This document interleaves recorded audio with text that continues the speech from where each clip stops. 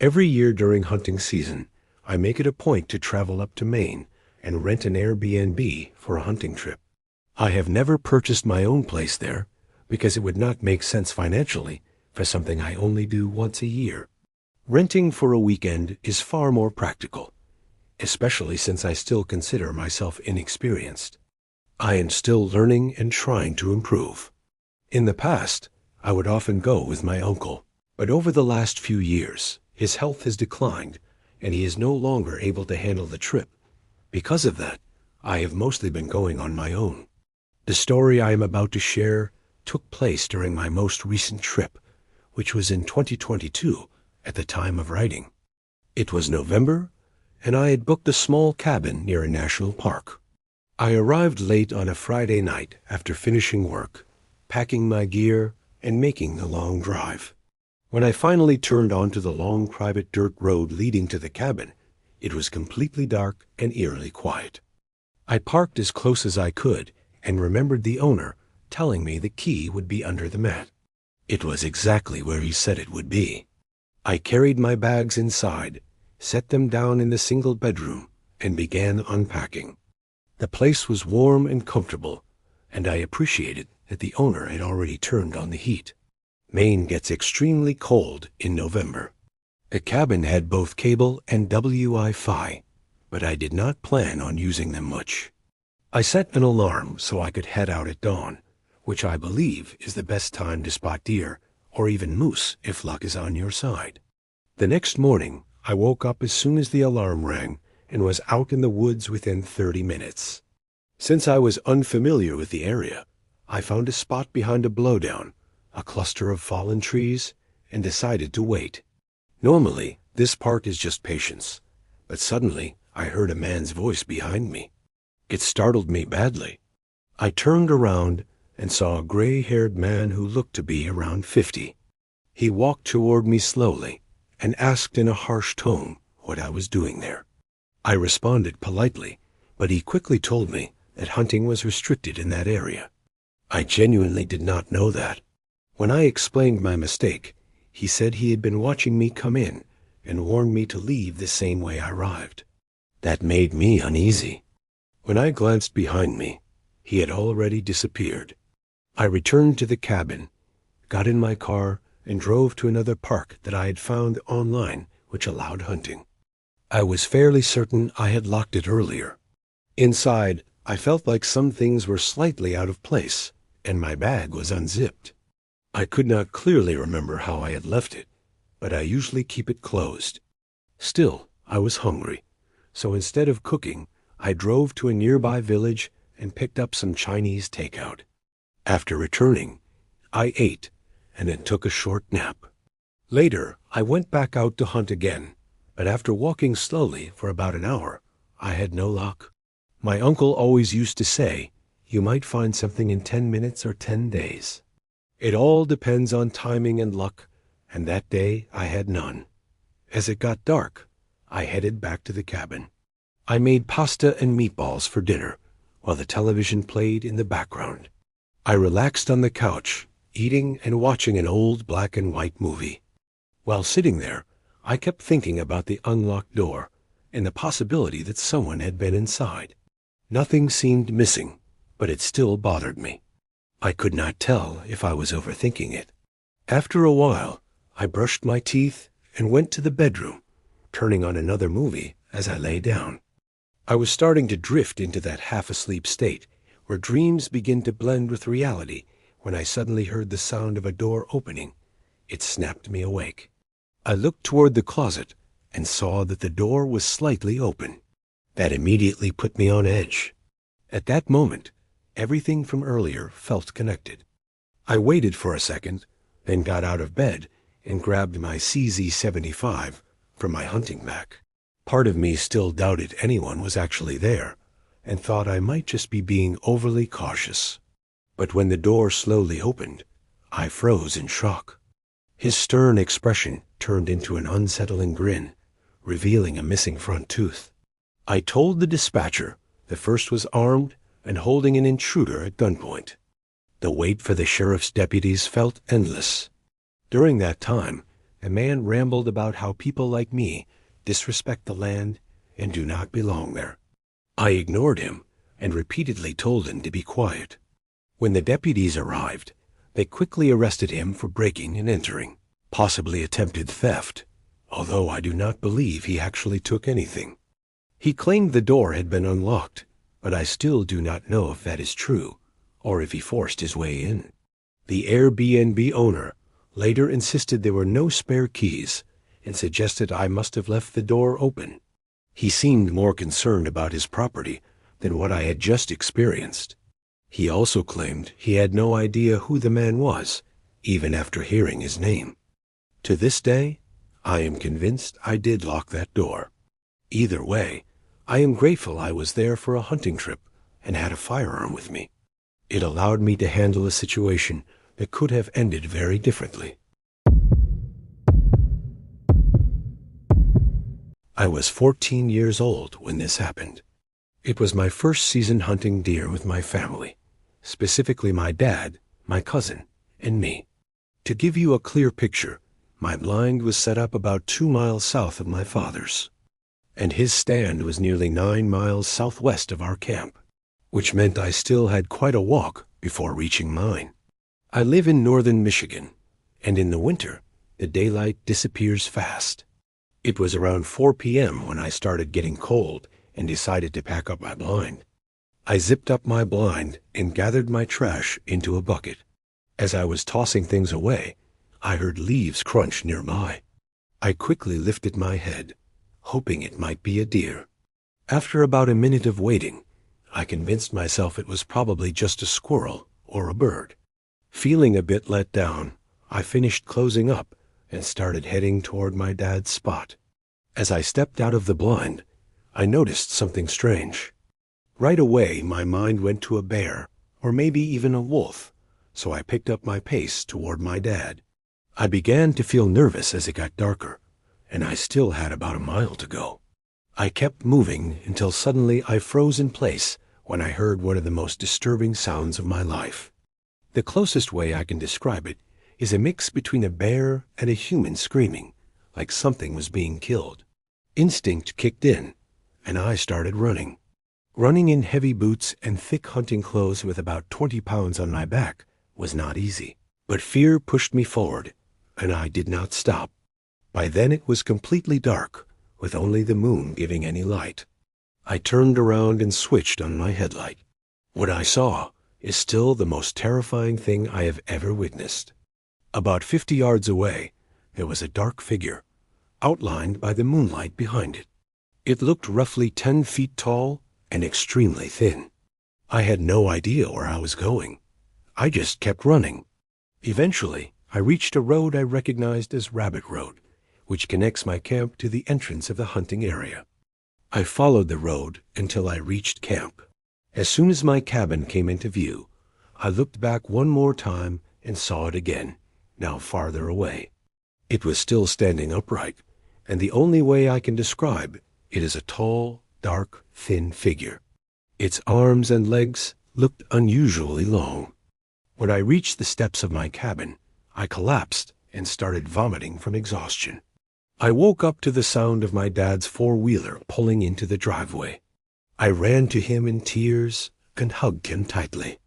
I quickly told him everything that had happened and how I ran the whole way back.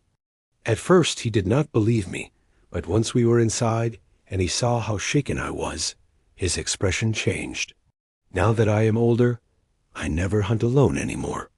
Even now, as I write this, it remains the most terrifying experience I have ever had.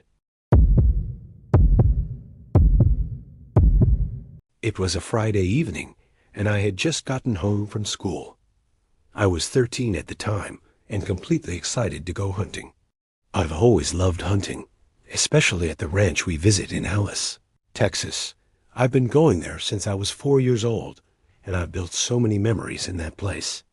This trip was going to be with my grandpa, my dad, and me. There were also going to be a few other people there, including the ranch owner's family. We had everything packed and were ready to head out. There is just something about seeing a big deer standing right in front of you that feels incredible, And of course, taking the shot. Some people say hunting is wrong, but I don't agree as long as you are actually using the meat. We arrived at the ranch around 10 p.m., so it was already very dark outside. The ranch is about 300 acres, and the campsite is just a small old shack about the size of a regular bedroom. There is electricity, but it is nowhere near a large cabin like some hunters stay in. There are a few small beds inside, but one time when I was younger, my dad found a huge snake shed in one of them. Ever since then, we have always chosen to sleep in a tent instead.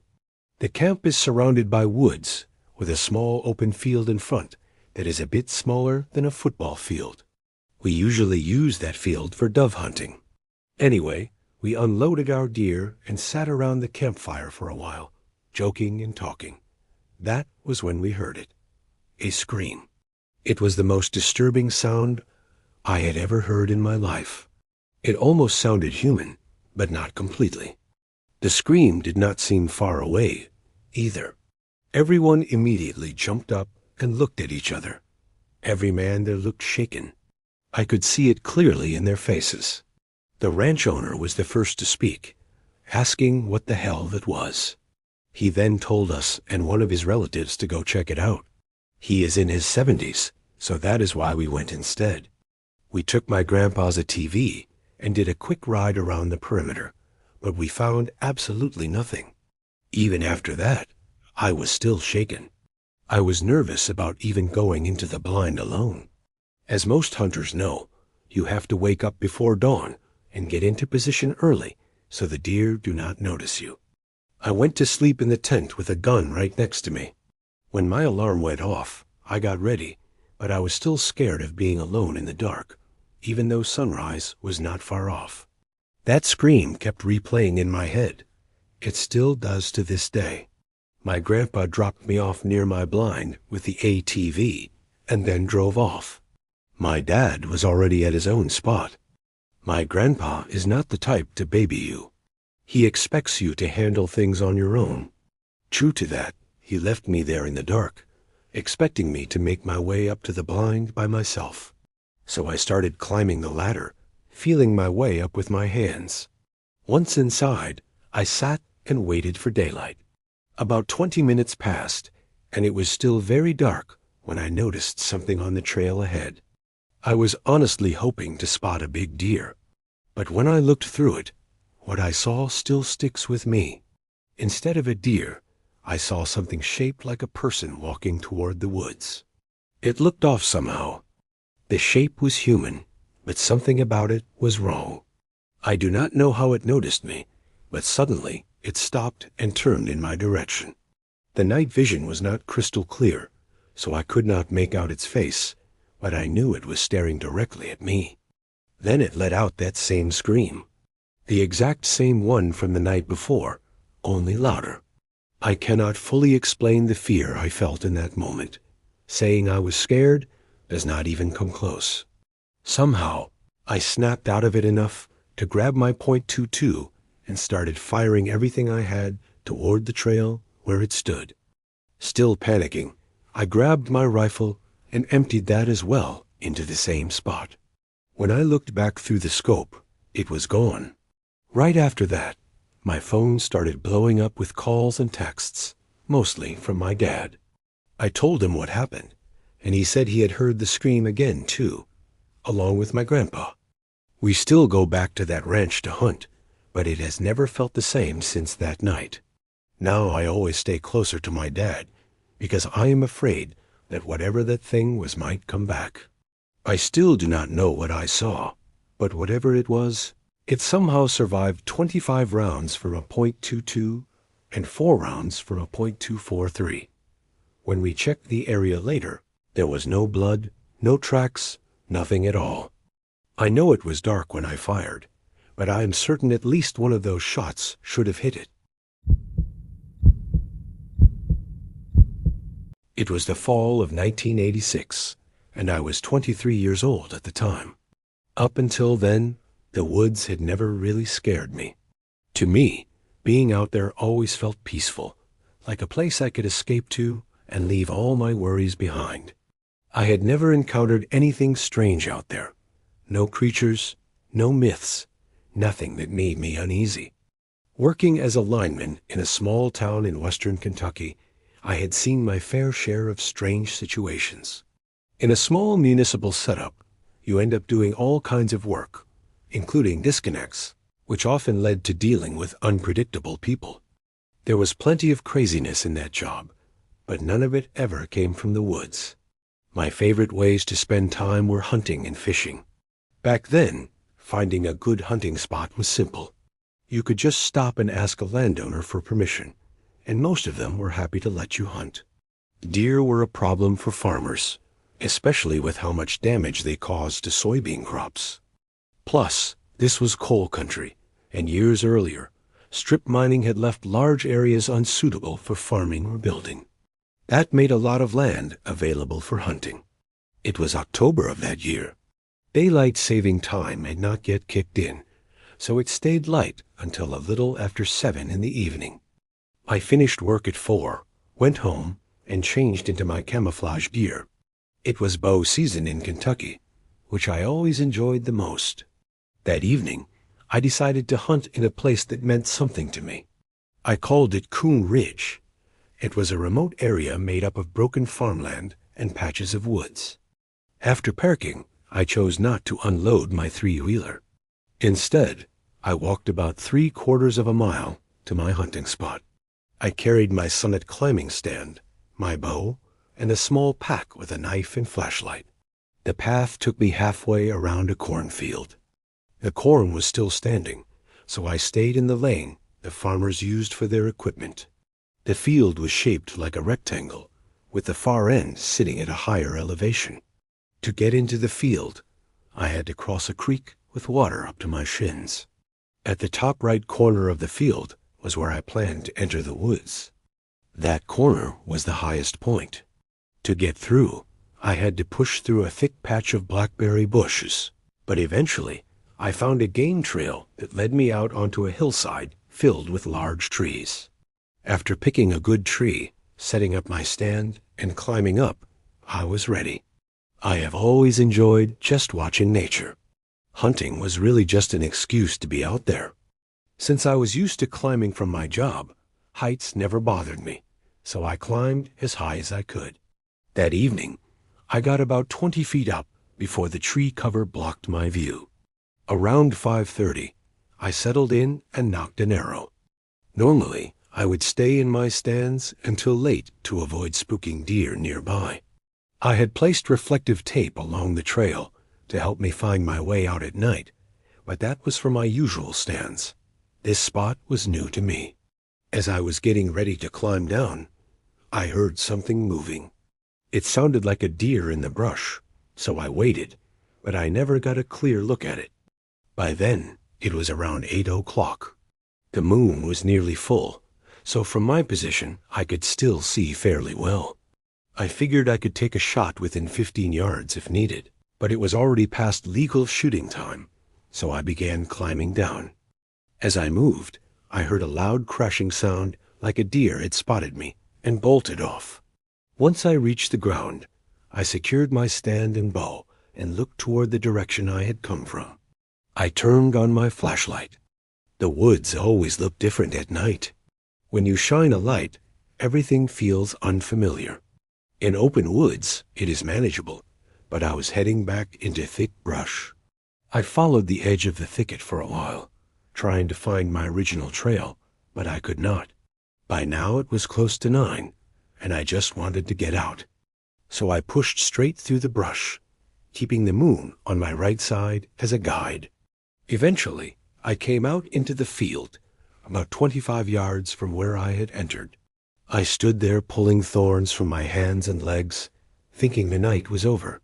As I looked across the field in the pale moonlight, I noticed something. When I had walked in earlier, the trail had been completely empty.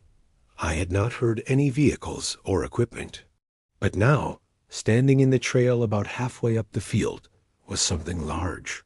It looked about 6 feet wide and 6 feet tall. It was blocking the only path out. I did not hesitate. I started walking toward it, hoping it was just a shadow or something playing tricks on my eyes. I grabbed an arrow from my quiver, remembering my knife was still back on the three-wheeler. At about 100 yards away, it had not moved or made a sound. I kept walking straight toward it, making noise with each step. Closing in, I began to make out its shape. It was not one thing.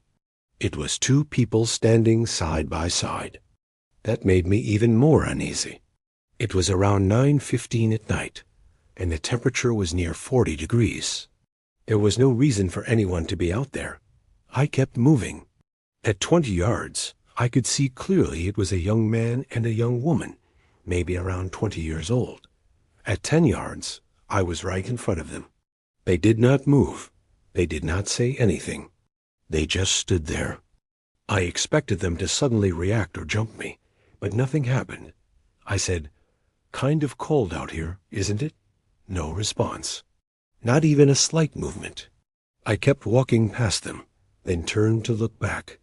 They had not moved at all, not even their heads. I crossed the creek, and within about 100 yards, I reached my truck. Even then, I felt uneasy. It was too quiet. I kept thinking someone might be waiting to ambush me. I approached the truck slowly and watched it for a few minutes before finally getting in. On the drive home, I kept wondering how those two had even gotten there. I had not seen another vehicle anywhere. The next day at work, during lunch, I went out to grab food and noticed all 4 of my tires were low.